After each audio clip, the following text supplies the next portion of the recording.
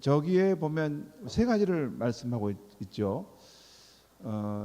권위적인 그런 태도로는 안 되고 복음으로 이렇게 1대1로 한 사람을 이렇게 정말 복음으로 사랑으로 만나서 그 변화가 복음의 능력으로 변화돼야만이 젊은이들이 돌아올 수 있다. 그 다음에 부모가 답이다라는 것 이야기를 하잖아요. 우리 교회학교에서 이런 자녀들을 가르치지만 그 가정에서 부모의 신앙을 가진 부모가 그 영향을 미친다 하는 원론적인 이야기지만 그 부분이 중요하다는 걸 다시 한번 이야기합니다. 궁극적으로 그래요. 결국 승리는 어떻게 하냐면 이 원론적인 근원적인 그런 신앙의 축을 갖고 있는 그런 경우가 승리하게 되는데 부모의 그 살아있는 신앙이 중요하다 하는 이야기도 하고 있고, 세 번째는 이 소그룹에 대한 이야기를 하고 있죠. 다양한 연령대의 소그룹을 가지고 있는 교회는 이 어려운 파고를 넘어갈 것이다. 저 그냥 빈말 아닙니다. 저는 저 말이 가슴에 이렇게 너무 확 다가오는데, 그러니까 다양한 연령층입니다. 저기서도 중요한 이야기를 하잖아요. 그 한 세대가 위로 6년, 밑으로 6년에서 12년 사이가 이렇게 한 세대인데 그 세대를 넘어가면 이 대화의 장벽이 있다는 것이죠. 그래서 함께 두는 것보다 그걸 분리해서 젊은 사람들이 리더로 이끌어가는 그런 소그룹들이 세워져야 된다. 저걸 저희가 들었던 것은 아닌데 저 필요를 우리는 이미 먼저 봐서 상공사초 목장을 우리는 준비했지 않습니까?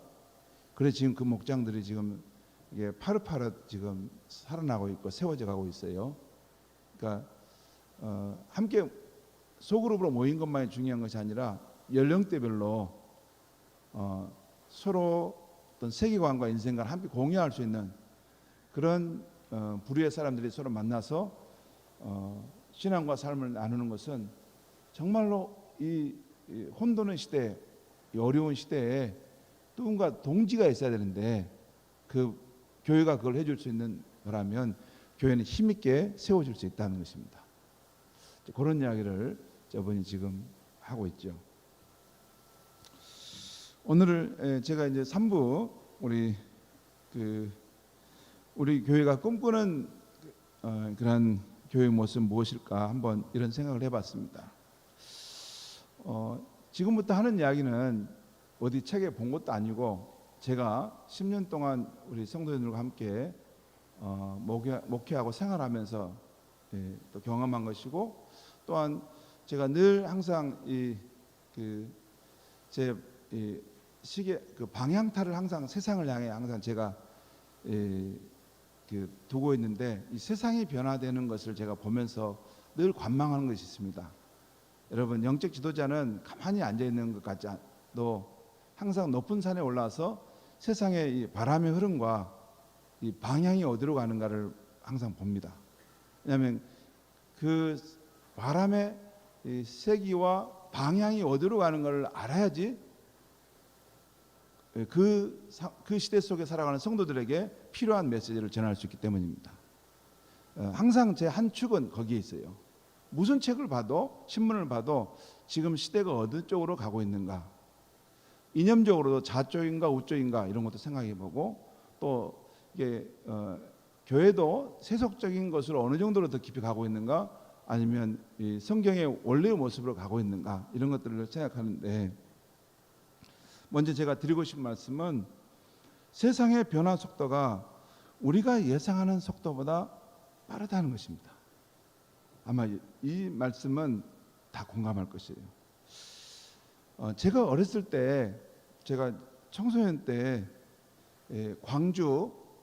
전라남도 광주시 그 방림동에 살았어요. 방림동에 살았는데 한 번씩 이렇게 저희 아버님이 남광주 그 시장에서 물건을 파시고 그래서 아버님을 만나서 이제 인사도 드릴 겸 할 때 광주 그 학동 학강국민학교를 지나서 남광주 시장을 가곤 했어요. 근데 이제 그때는 어렸을 때인데 한 청소년 때였거든요. 한 중학교 그 정도 됐을까요? 중학교. 예. 그런데 거기 지나가면 자전차 수리점이 있었어요. 그걸 자전차 포라고 하죠. 근데 항상 손님이 거기에는 북적거렸어요. 제가 청소년기 정도 때인데 여러분 한번 회상해 보세요. 그때 1980년도 중반 정도 될 때 이때 자전차 수리점은 잘 됐습니까? 안 됐습니까? 최고로 흥왕이었어요. 항상 그 자전차포 지나갈 때마다 그 빵꾸 떼운다고 하고 빵꾸 떼고 있고 이거 뭐 하나 끊어진 거 달아주는 거 하는데 이게 돈 받는 거에 솔솔하시는 거예요. 제가 그때 그걸 지나가면서 보면서 그 아저씨가 부러웠어요. 항상 부러운 눈으로 쳐다봤어요. 저 아저씨는 저렇게 안정된 이 가게를 두고 저렇게 자전거 수리점을 하는데 손님이 항상 이렇게 들끓구나. 저렇게 가만히 앉아 있어도 빵꾸 하나 떼우면 뭐 얼마 주고 얼마 받고 뭐 고치면 얼마 받고 자전거가 또 고장도 잘 나지 않습니까? 그때는 자주 가서 맡기고 그렇게 하는데 볼 때 저렇게 안정된 그 점포를 가지고 저렇게 많은 손님이 오면 저 사람은 남부럽지 않게끔 평생을 살겠다 라고 그렇게 생각했어요. 청소년 때. 근데 제가 대학을 다니고 또 그 후에 이렇게 또 세월이 흘러가면서 한 번씩 제가 이제 30대 또 30대 초반 그 광주에 있는 우리 부모님 댁을 방문하고 우연히 그 자전차 수리점을 지나가면 그분이 거기 한 거의 20년 가까이 그 일을 하셨어요. 지나가면 어이 자네 왔는가? 어이 나도 교회 다니네? 그런 거예요. 아니 어떻게 교회 다니? 저 방림교회 나도 양림교회 다녀 이제. 그러면서 이야기하지. 그러시니 뭐 하는 일은 어때요? 그래 예전 같지는 않네 요즘에는. 그런데 지금 최근에는 안 가봤어요. 여러분 자전거 수리점이 지금 잘 됩니까? 안 됩니까? 그때처럼 이게 화랑할 수는 없죠. 무슨 말이냐면 우리가 살아가는 이 세상이 변화하고 있다는 거예요. 그 업종은 이제 안 되는 쪽으로 문을 닫아가는 것입니다. 제가 어제 또 TV를 하나 보니까 서울에 오랫동안 유명했던 공중 목욕탕이 문을 닫는다는 거예요. 여러분, 또 저와 여러분의 세대는 공중 목욕탕을 이용한다는 것이 추억이 있지 않습니까? 저도 젊을 때 청년 때도 공중 목욕탕에 가서 목욕도 그랬어요. 근데 지금은 이제 공중 목욕탕을 이용하는 사람이 점점 없어진다는 거예요. 세상이 변화되고 있는데 변화의 속도가 점점 빨라진다는 것이에요. 이 특별히 대한민국, 제가 지금 말하고 우리는 대한민국에 살고 있기 때문에 이 대한민국의 변화 속도가 빨라지는데 그 영향을 준 요소들이 있다고 봅니다. 제가 첫 번째로 그 영향을 준 요소라고 제가 생각해 본 것은 100세 시대가 온 것인 겁니다. 여러분 우리가 조금만 젊었을 때는 100세 시대가 온다는 것을 생각을 못했습니다. 요 100세 시대가 오는 것도 한 30년 안팎일 거예요. 그런데 이 100세 시대가 옴으로써 기대 수명이 늘어나고 사회 전반의 생애 주기, 개인의 생애 주기가 달라졌습니다. 여러분 지금 현재 우리 사회의 중요한 개혁의 화두가 뭡니까? 노동과 연금 개혁이라는 거 아닙니까? 왜 노동과 연금 개혁을 합니까? 왜 이것을 다루게 됩니까? 이것은 100세 시대가 돼가지고 기대 수명이 늘어나가지고 사람의 생애 주기가 더 길어졌다는 거예요. 그래서 이거 예전에 그 기준을 짜는 대로 하면 쉽게 고갈된다는 것입니다. 그래서 이게 노동과 연금 시장에 대한 개혁을 하겠다는 거예요. 분명한 명분이 있는 상황이 된 거예요. 자, 이게 대한민국 변화 속도 첫 번째라면 제가 두 번째는 4차 산업이 온 겁니다. 여러분 4차 산업의 핵심은 뭐냐면 이 사물 네트워크를 연결하는 거예요. 뭐냐면 인터넷망으로 모든 이 전자제품을 다 연결시킬 수 있다는 것이에요. 여러분 그렇지 않습니까? 여러분 여기서도 자기 그 소형차에 그 켜고 끄고 하는 거, 집에 있는 그 보일러를 켜고 끄고 하는 거, 또 세탁기를 조정하는 거, 여기서도 다 할 수 있잖아요. 이게 뭡니까? 인터넷망이 다 연결됐기 때문에 가능한 거예요. 그런데 여러분 이것이 산업 환경에도 이런 어떤 혁명적인 변화를 가져오지만 중요한 것은 개인의 삶에도 변화가 왔어요. 스마트폰 하나 안에 모든 것 다 들어왔을 뿐만 아니라 여러분 온라인 쇼핑, 온라인 교육, 온라인 예배가 가능한 것이 이 4차 산업의 기반 위에 세워진 것입니다. 이게 인터넷 통신으로 모든 것이 이것이 다 연결망을 이루어 놨기 때문에 이제는 이 오프라인 대면과 온라인의 차이가 별로 없는 시대가 되어버렸어요. 여러분 4차 산업이 만약에 이것이 오지 않았다면 코로나가 왔어도 그대로 사람들은 대면 예배를 드렸을 거예요. 근데 4차 산업이 와서 이것이 사물 인터넷이 연결돼서 어디서라든지 우리가 이 온라인으로 예배를 드리는 상황이 됐기 때문에 이제 뭐냐면 교회도 대면 예배뿐만 아니라 온라인 예배를 좋은 의미로 뿐만 아니라 울며 겨자 먹기식으로 열어놓을 수밖에 없는 상황이 된 거예요. 이게 우리 삶을 바꾸는 거예요. 세 번째는 3만 달러가 넘는 것입니다. 우리 대한민국 국민의 1인당 국민 소득이 작년 IMF 그 보고서에 작년 10월에 우리 대한민국의 1인당 국민 소득이 제가 확인해 봤더니 33,590달러라는 거예요. 여러분 근데 3만 달러가 넘으면 어떤 현상이 발생하냐면요, 개인의 행복 추구가 극대화돼 갑니다. 그때는 뭐냐면 일을 많이 해주고 돈 많이 주는 게 중요한 게 아니라 내 삶의 그런 여유를 가지겠다는 거예요. 워러벨이라는 것은 일과 삶의 여유를 균형을 잡는다는 것이에요. 그게 워러벨입니다. 그 다음에 소확행이란 말은 그런 말이에요. 자, 지금 이제는 뭐 내가 그 돈을 많이 버는 거 그것보다는 내 삶의 행복을 추구하는 것이 중요하다는 거예요. 최근에 김남도 교수가 쓴 2023년도 트렌드, 소비 트렌드라는 그 책에 보면 거기 보면 지금 이 시대의 사람들은 일상의 오아시스를 찾는 시대라는 거예요. 그 말씀 이해갑니까? 삶이 이렇게 여러 가지 힘들고 경쟁사 힘드니까 일상에 나만의 오아시스가 필요하다는 거예요.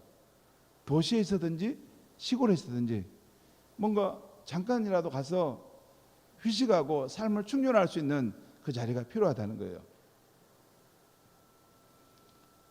이 3만 달러가 넘는 시대가 되다 보니까 사람들에게 개인적 행복의 추구를 극대화하는 쪽으로 계속 가는 것입니다. 여러분 3만 달러는 원래 시대가 되면 여행이나 캠핑 쪽이 발달해 가고 4만 달러가 되면 해양 분야, 요트가 이런 것이 발달해 갑니다. 점점 더 이렇게 돈이 높아져가 국민 소득이 높아지면 사람들의 노는 수준도 더 높은 차원으로 가는 거죠. 이 3만 달러가 넘어감으로써 사람들이 여기도 말하잖아요. 자기 개인의 삶이 중요하다는 이야기를 하잖아요. 그 다음에 네 번째는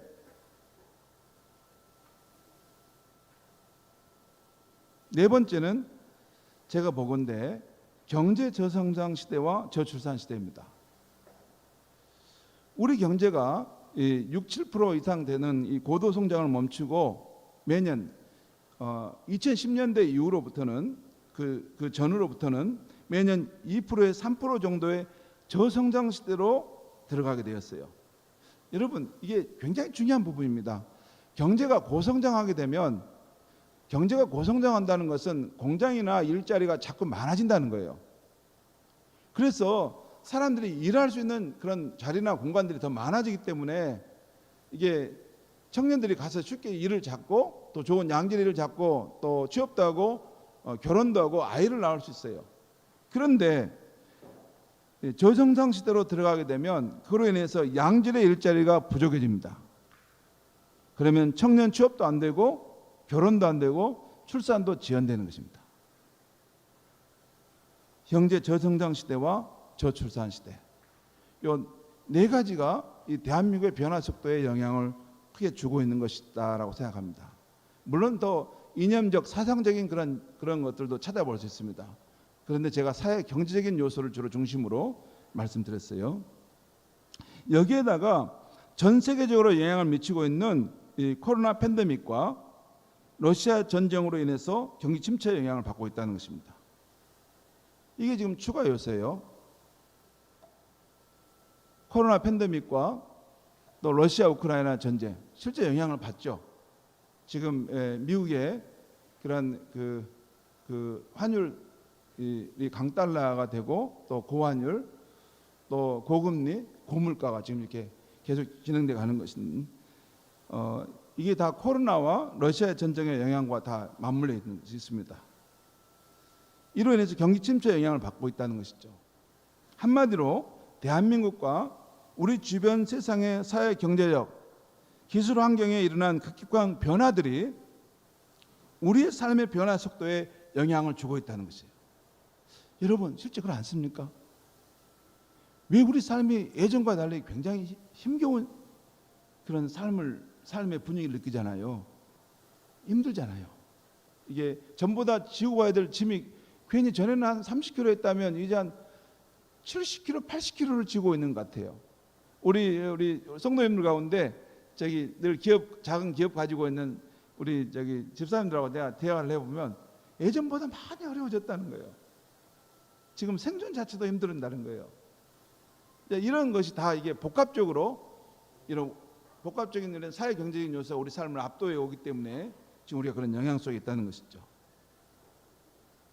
그 다음에 이런 시대 변화의 물결을 한국교회도 함께 그 영향을 타고 있다는 것이에요. 뭐 복잡하게 말하지는 않겠습니다. 가장 두 개만 보면 고령화와 저출산 시대의 영향을 받고 있어요. 이 사회가 자체가 고령화 사회로 가고 있고 이 사회 자체가 출산이 없는 저출산 시대로 가고 있기 때문에 교회도 그대로 그 영향권 안에 인적 구성에 영향을 받고 있다는 것이죠. 왜 교회도 점점 더 나이가 들어간 사람들만 주로 많아져 갈까? 또 왜 교회는 이 새로운 아이들이 잘 점점 보이는 숫자들이 줄어들어 갈까? 교회가 꼭 전도만 안 해서 그런 것만 아닙니다. 우리 사회가 가지고 있는 인적 구성 상황이 이런 고령화와 저출산의 상황으로 가고 있다는 것이죠. 우리 교회도 이 변화의 흐름을 타고 있습니다. 또 우리 교인들의 그래서 연령별 분포들을 제가 확인해 봤는데 우리 교육자들에게 한번 보시게 했는데 교회 전체로 또 남성과 여성별로 이렇게 한번 도표를 만들어 봤어요. 한번 보겠습니다. 여러분 보시려면 모르는데 지금 우리 교회 총수로 보면 여기가 지금 이쪽으로 인원수가 되고 200명이 신원이고 이쪽으로는 연령대가 있는데 세로는 인원수 여기는 연령대로 보면 지금 여기서 우리 교회 가장 많은 분포도가 이제 어디예요? 여기죠. 요 세 개입니다. 요 세 개가 55세, 60세에서 64세, 65세에서 69세. 요 그룹이 우리 교회 핵심 지금 그룹을 지나가고 있어요. 55세. 그럼 앞으로 10년, 15년 후가 되면 어떻게 되겠습니까? 이 그룹이 앞으로 이제 70대 이후로 넘어가겠죠. 그러면 여기 보면 40세부터 55세 이 그룹이 지금 약한데 이 그룹이 이쪽으로 들어오고 만약에 다른 데서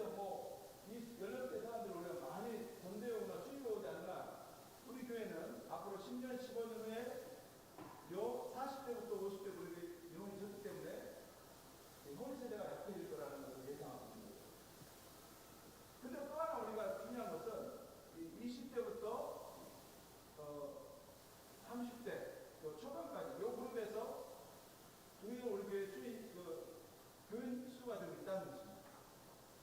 그러면 이 그룹에서 앞으로 10년, 15년 후가 되면 요 55세 이후가 빠져나갔을 때 그 연합회를 이제 40대, 50대 그 연합회 그룹을 이 25세에서 35세 이 그룹이 어느 정도 큰 곳에 있을 수 있다고 봐요. 이게 지금 우리 교회 상황입니다. 지금 우리 교회가 여기 보면 50세부터 60, 70세 이 그룹이 지금 중심을 이루고 있고, 제가 지금 58세죠. 그러니까 이 그룹이 지금 여기 서 있는 거죠. 어차피 저와 함께 지금 이렇게 연령대가 또 나이가 들어가는 것일 수도 있습니다. 근데 이걸 지금 보면서 우리가 앞으로 미래를 어떻게 준비해야 될 것인가 생각해 보고 있죠. 10년, 15년 후는 이 그룹은 이제 빠져나갈 것이고, 이 40대부터 55세요. 30대 후반부터 55세 약한 그룹이 중심으로 들어올 것이다. 그러면 우리가 지금 관심을 가지고 해야 될 부분은 45세에서 50세 여기도 중요하지만 여기는 수 자체가 적습니다. 수 자체가. 그러니까 이 25세부터 35세 이 그룹의 사람들을 힘을 붙여두고 세워서 잘 간다는 저희가 희망이 있습니다. 근데 우리가 알다시피 여러분 제가 상공사초 목장을 시작했다는 거 아시죠? 우리 상공사초 그룹이 되어 있어요. 방송실에도 있고 상공사초 목자들이 지금 함께 속해서 이 그룹을 지금 만들어가고 있습니다. 목장 그룹을 만들어가고 있습니다. 아무튼 우리 교회 상황도 이렇게 된다는 것. 또 보겠습니다. 여기 보면 또 잠깐 보면 이거 중요해요. 동일한 그룹인데 여기 다시 동일한 그룹인데 이게 여기는 여성의 그런 분포도고 여기는 남성의 분포입니다. 여러분 우리 교회 장점과 약점을 아시죠? 우리 교회 장점은 여성 파워, 우먼 파워입니다. 여성들이 많습니다. 그리고 남성들이 상대적으로 적습니다. 왜 남성들이 적을까? 그것도 좀 생각해 봐야 됩니다. 그리고 어떤 남성들의 경우에 여기 보면 45세에서 40대에서 49세 이 연령대가 굉장히 크죠. 지금 45세에서 49세는 여기 20명도 안 됩니다. 거기에 비하면 여성 같은 경우는 여기 보면 여기 50세에서 54세, 55, 59 여기는 60명, 80명 됩니다. 여성이 지금 응원파워, 여성도 지금 요 그룹대가 지금 많은 거죠. 그리고 항상 우리 여성도 보면 젊은 그룹도 좀 많죠. 젊은 그룹이 아니고 우리가 좀 있다는 거 앞으로 희망이 될 수 있는 가능성이 있습니다. 자, 넘어가겠습니다. 그러면 우리는 어떻게 대처해야 할 것인가 라고 하는 것인데, 첫 번째는 본질에 충실해야 한다는 것입니다. 여러분 혼돈하고 세상이 요동쳐도 흔들릴 거 없습니다. 뭐 백약이 무효라고 할 때도 흔들릴 것이 없습니다. 교회는 뭐 다른 뭘 하라고 한 게 아니라 교회는 본질을 추구하며 가도록 부름받은 것이 교회입니다. 그러면 교회의 본질이 뭘까? 개인은 예수를 따르는 성도의 삶, 제자의 삶을 사는 것입니다. 다시 말씀드리지만 여러분 크리스찬은 처음 시작도 예수 그리스도, 과정도 예수 그리스도, 끝도 예수 그리스도, 살아도 죽어도 예수 그리스도. 이것이 주상적이고 관념적인 것이 아니라 내 삶의 실제가 되시는 분이 될 때까지 예수 그리스도를 추구해 가는 것입니다. 말씀과 성령과의 동행하는 기도 속에서 예수 그리스도를 따르는 삶을 추구해 가는 거예요. 그러면 됩니다. 그 다음에 교회는 하나님 나라 운동의 새 영역을 추구하는 것이 중요하다는 것입니다. 이런 겁니다. 제가 이게 교회가 있을 때 이것도 뭐 아무 데서 본 거 아니고 제가 한 생각해 봤어요. 교회라고 하면 이 세 요소가 반드시 있어야 됩니다. 하나는 이 복음 전도와 전도된 사람을 양육하고 세워서 이 사람이 참된 예배자가 되게 하는 것이 이 과정이 있어야 됩니다. 그 다음에 두 번째는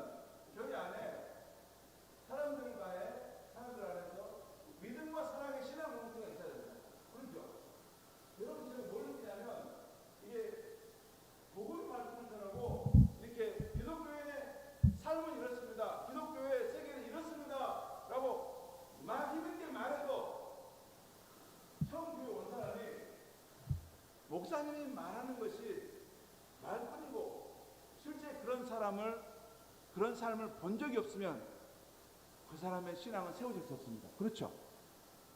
중요한 것은 저는 복음의 말씀과 복음적 삶은 이것입니다라고 선포하는 거예요.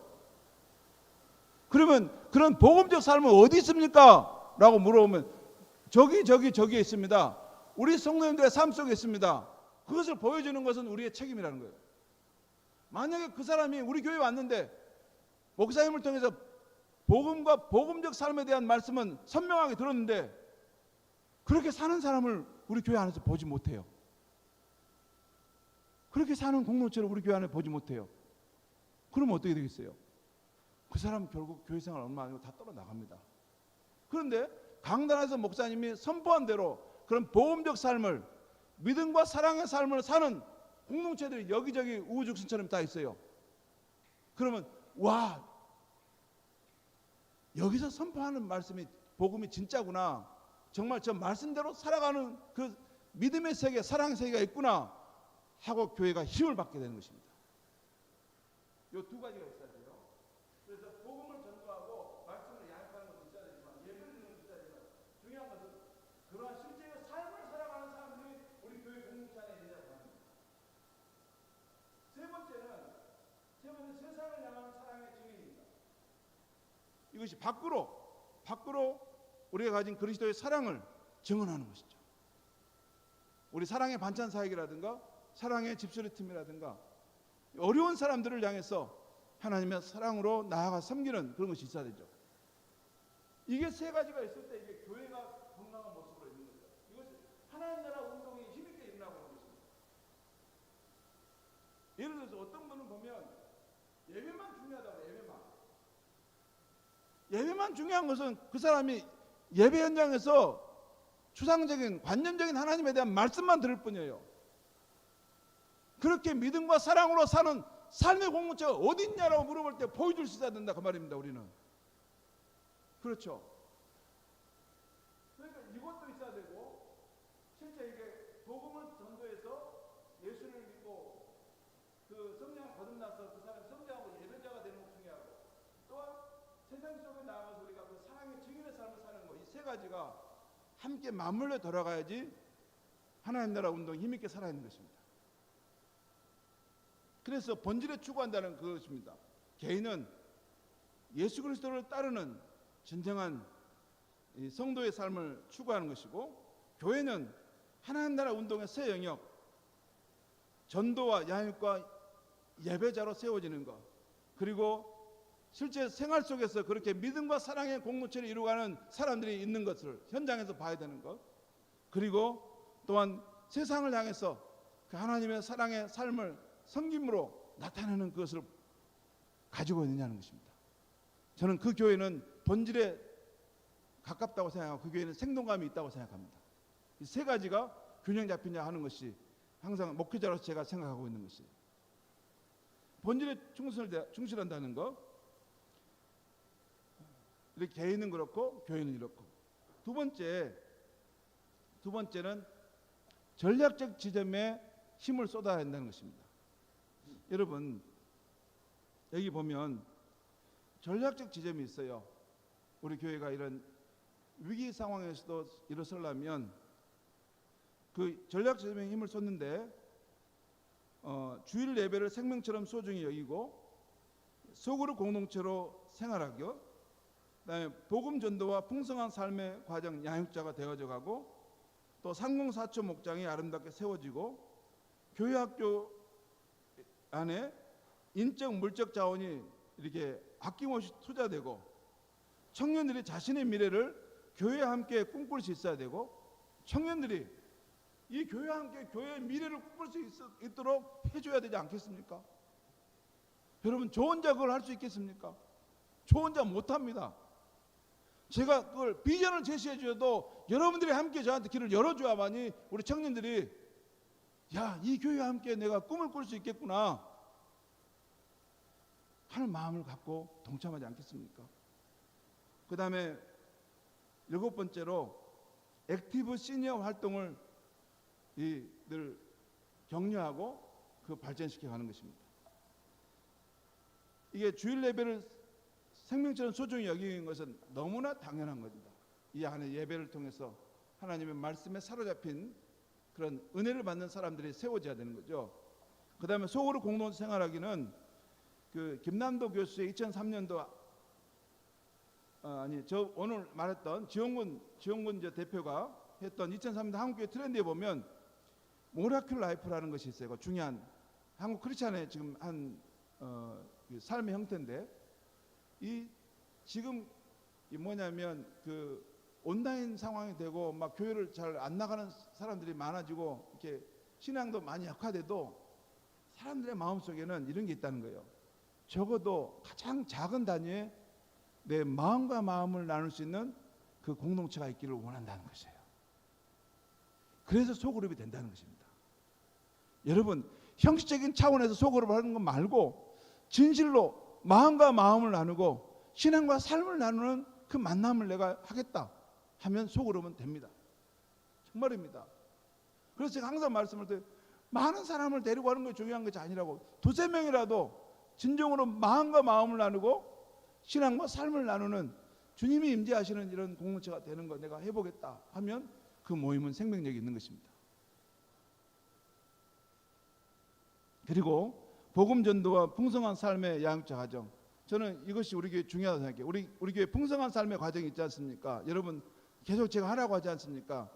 잘 여러분 놓치면, 여러분들이 놓치는 것 같아서 제가 하나 반면에 말씀드립니다. 풍성한 삶의 과정은 내가 한번 배우기 위해서 하는 것은 아무것도 아닙니다. 그건 아무것도 아니에요. 그건 그 책의 의도하고는 전혀 맞지 않습니다.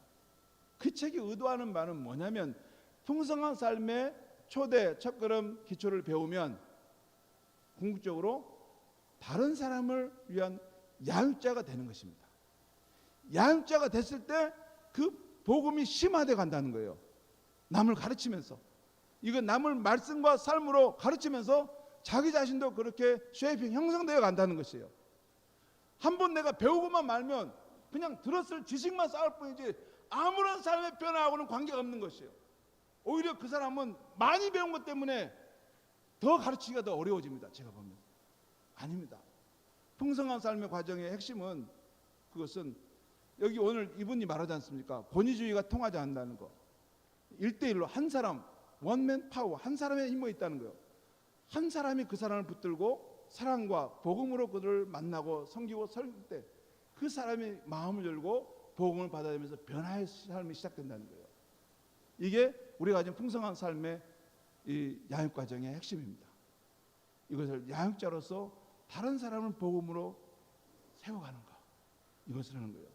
이것을 우리가 지금 해가려고 하는 것이고, 그 다음에 상공사초 목장을 우리가 아름답게 세우려고 하는 것입니다. 지금 계속 그 과정은 진행되고 있죠. 그 다음에 교회학교 인적 물적 자원을 투자하는 것, 제가 볼 때 이게 새롭게 제가 눈이 뜨는데, 우리 교회 학교가 잘 되려면 현재보다 한 3배, 4배는 더 투자가 돼야 되지 않을까. 이건 실제 제 양심의 소리입니다. 왜냐하면 우리 교회는 건물이 낙후된 상황이에요.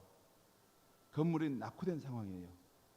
그러니까 현재 있는 것보다 3배, 4배는 투자를 해야지, 이 교회는 교회 학교 아이들에 대해서 정말 희망을 걸고 이 교회 학교 아이들을 살리고자 하는 그런 마음이 있구나. 진정성이 전달되는 거예요.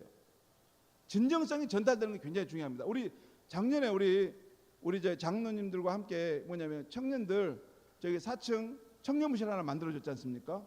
저 공간이 실제 별로 크지도 않습니다. 근데 정말 잘했어요. 저걸 최고로 잘했어요. 뭔 의미냐면 저 공간이 작은 공간일지라도 청년들이 저걸 보면서 우리 교회는 청년들을 향해서 진정으로 저들을 사랑하고 저들을 위하고자 하는 마음을 갖고 있구나. 그 메시지를 저에게 전달해 준 거예요.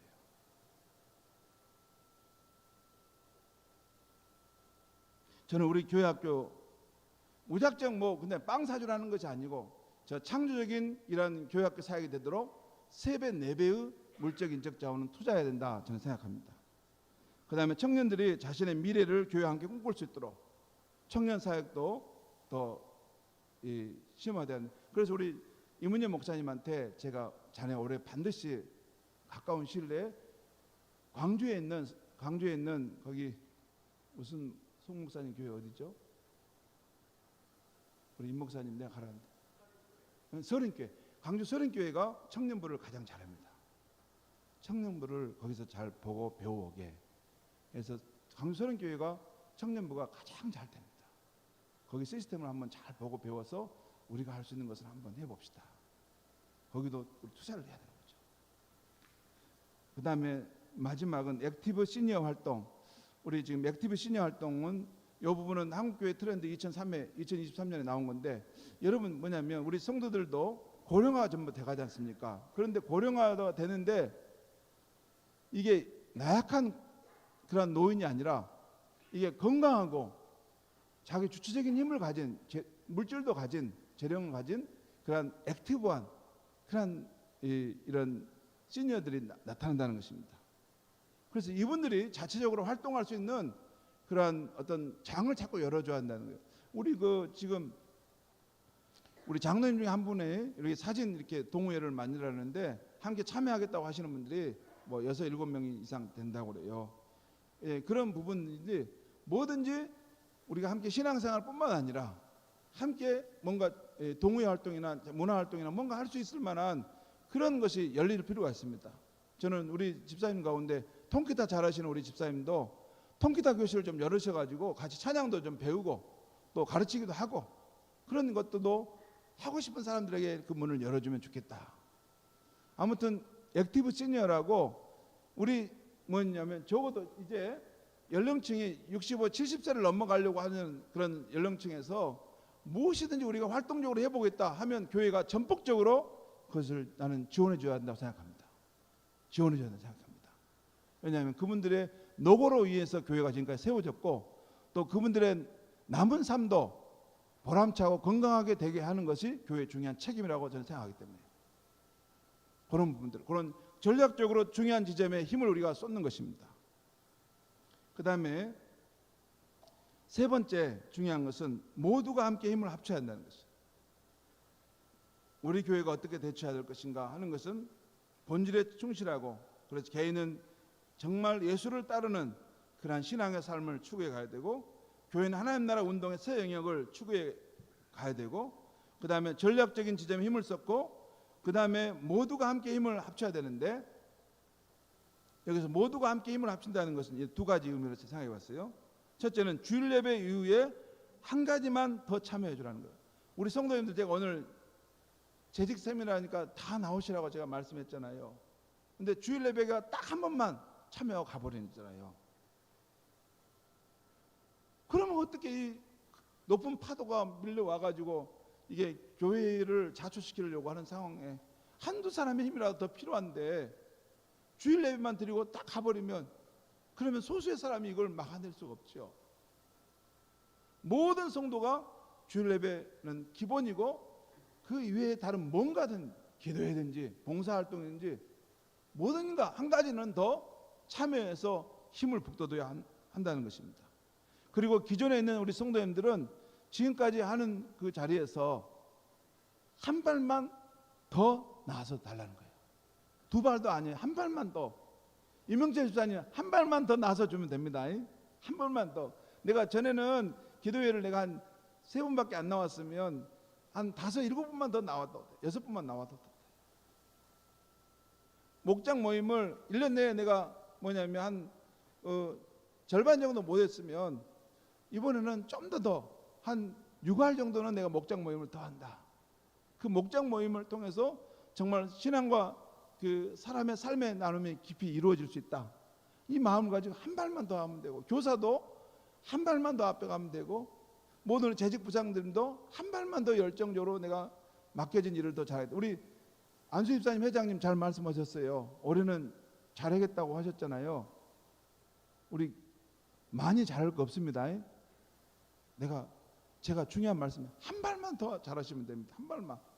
우리 모두 한 발씩만 조금만 더 나가주면 교회가 전체적으로 힘을 받아서 일어설 거라고 저는 믿습니다. 그 다음에 마지막으로는 영적 지도력을 믿고 협력해 달라는 것입니다. 여러분, 저와 우리 당회가 이렇게 서 있습니다. 여러분, 제가 여러분 볼 때 어떻습니까? 예, 빌빌빌하고 뭐 좀 어려우면 도망가고 그런 목사님 같이 보입니까? 그렇지 않습니다. 제가 거센 파도가 몰아치면 깃발을 들고 내가 서 있을 것입니다. 여러분, 도망가지 않습니다. 여러분, 탱크가 우리 교회를 무너뜨리려고 몰아쳐 오면 제가 그 앞에 서 있을 겁니다. 복음과 함께 살고 복음과 함께 죽을 마음에 각오가 있는 사람입니다. 다른 건 몰라도 여러분, 복음에 대한 배짱은 어디 내놔도 작지 않습니다. 복음에 대한 확신, 복음에 대한 그 경외함, 우리가 가진 복음에 대한 자긍심은 저는 절대 작지 않습니다. 제 생명을 드린다 하더라도 아깝지 않는 것이 우리가 받은 복음의 능력, 복음의 가치입니다. 우리 자신이 받은 것뿐만 아니라 그것을 이웃과 나누면 나눌수록 더 많은 영혼을 살리고 풍성케 할 수 있는 능력을 가진 것이 예수 그리스도의 십자가와 부활과 성령의 복음 안에 저는 있다고 믿습니다. 있어요. 있고 깊이 추구하지 않고 깊이 그곳에 더 들어가지 않기 때문에 피상적으로 느껴질 뿐이지 그렇지 않습니다. 복음은 살아있는 복음이고 우리가 믿는 복음의 실제이신 그분은 지금도 살아계시고 우리 성도의 삶 속에 교회의 그 상황 속에 실제 살아 역사하시는 분이십니다. 그 믿음을 가지고 제가 서 있습니다.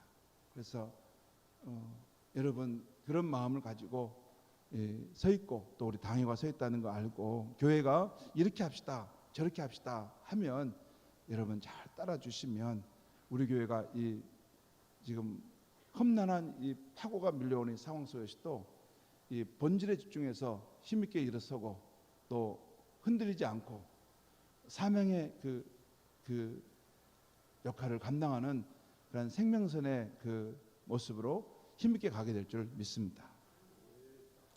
마지막으로 우리가 꿈꾸는 교회 하나 말씀드리면 우리가 꿈꾸는 교회는 자신의 강점을 가진 강소교회입니다. 여러분 이제 강자는 강할 강, 굳셀 강자에다가 작을 소자입니다. 작지만 강한 교회. 여러분 순천에서 최고 큰 교회 될 마음 없습니다. 그런 마음 1도 없습니다. 1도 없어요. 그게 중요한 것이 아니에요. 정말 우리 교회가 작지만 복음에 충실하고 복음의 능력, 성령의 역사하심을 실제로 경험하고 있는 교회이냐는 거예요. 믿음과 사랑을 정말 성경적으로 경험하고 있는 교회이냐는 거죠. 그러면 되는 거 아닙니까? 나머지는 하나님께서 다 행하시고 역사하실 일인데 자신의 강점을 가진 강소교회. 저는 우리 교회를 생각할 때 여러분 우리 교회에 매력이 있습니다. 우리 교회에 대한 매력이 있습니다. 여러분 우리 교회 다니면서 우리 교회에 매력이 없다고 발견 못하면 이게 그러는데 여러분 첫 번째 매력은 우리 교회는 아기자기한 정이 있습니다. 아기자기한 정다움이 있어요. 여러분 우리 교회는 뭐라고 설명할 수 없는데 서로 정겨움이 있습니다. 그게 있어요. 그리고 두 번째 우리 교회는 은근히 해외 선교의 강점을 가지고 있는 교회입니다. 여러분 매년 작년을 대상으로 이렇게 해외 단기 선교를 가는 교회 순천에서 어느 교회가 있는가 여러분 한번 확인해 보세요. 그런 교회 많지 않습니다. 매년 우리는 갑니다. 뿐만 아니라 우리 교회는 지역에 소외된 이웃을 이렇게 돕고 섬기는 일을 하는 교회입니다. 여러분 우리 사랑의 반찬 사역을 지금 몇 년 한지 아십니까? 7, 8년 이상 지금 해왔죠. 이 어려운 주변의 이웃들을 돕는 일. 우리가 사랑의 반찬 사역을 이 주변의 이웃들을 해왔고 우리가 올해는 사랑의 집수리 이 일도 우리가 새로 구상했어요. 1,000만 원의 예산을 편성해서 농촌이나 이 어려운 교회에 이게 집수리가 안 되는 그런 교회들을 이렇게 우리 교회가 적극적으로 도와서 그 교회들을 사랑으로 세우는 그 일을 우리가 하고 있습니다. 여러분 이런 교회 이런 일들은 내가 자랑이라고 말할 것이 아니라 이런 일들을 하는 사랑의 반찬 우리 사역하는 교회가 순천에 있습니까? 여러분 그 교회 봤어요? 없습니다. 그러니까 우리 교회가 이런 소소하게 이런 일들을 해갑니다. 그러니까 여러분 우리 교회 Y 그 사역하시는 분 계시죠? 우리 권사님 우리 김명봉 권사 Y 사역하는데 그리고 YWC에서 하시는 그 중요한 사회 그런 복지라든가 사회 사역 이런 것들을 우리 교회가 알고 보면 이모저모 이렇게 펼쳐가고 있습니다. 그래서 Y 같은 그런 교회가 볼 때는 저 교회는 참 독특하다. 교회가 복음적이지만 또 하나 이 사회를 향해서 문을 열고 이렇게 지역사회 어려운 사람들 또 도움이 필요한 사람 저렇게 섬기는 일을 누가 말하지도 않은데도 자기들끼리 해가는구나. 또한 우리 교회는 1대1 양육으로 한 사람 한 사람을 세워가는 이것이 강점을 가지고 있는 교회입니다. 1대1 양육에 우리 교회만큼 파워풀한 교회가 아직 없습니다. 정말입니다. 여러분 그냥 대충 뭐든 이렇지도 않고 저러지도 않고 대충 다 비슷하게 살아가지고 생각해서 그렇지 실제 그렇지 않습니다. 교회마다 차이가 있는데 우리 교회는 1대1 양육을 통해 사람을 세우는 것에 강점이 있는 교회입니다. 그것을 심화시켜가는 교회예요. 그 다음에 5번째로 한 가지 말씀드리면 성령과 복음 안에서 자유함이 있는 교회고 그리고 그 자유함 속에서 봉사와 헌신하는 교회입니다. 그것은 제 심장 속에 있기 때문에 그렇습니다. 저는 사람을 이렇게 속박하고 사람을 구속하는 것, 복음 외에 다른 걸로 구속하는 것은 저는 못합니다. 우리 목사님 왜 이렇게 저렇게 물러 터졌을까? 저렇게 쉽게 물러 터지고 이렇게 그냥 대충 해버릴까? 놔둘까? 아닙니다. 복음과 성령의 역사 안에서는 자유한 것입니다. 제가 그 통제할 수 없어서 아는 게 아니라 복음과 성령의 역사함 속에서는 자발성이 나오는 것입니다. 진정으로 복음의 은혜를 알고 성령의 감동하심 속에 살아가는 사람들은 누가 시키지 않아도 자유함 속에서 죄 없는 교회를 위해 헌신하고 봉사하면서 그 대열에 합류해서 가는 것이기 때문입니다. 그것이 제가 가지고 있어요. 우리 교회가 이런 매력이 있는 교회인데 이런 것들이 점점 발휘돼서 정말 건강하고 아름다운 그런 작지만 힘 있는 교회가 되어갈 수 있길 바랍니다. 여기 마지막에 보면 이런 말씀이 있어요. 같이 한번 읽겠습니다. 이사야 60장 22절 말씀 시작.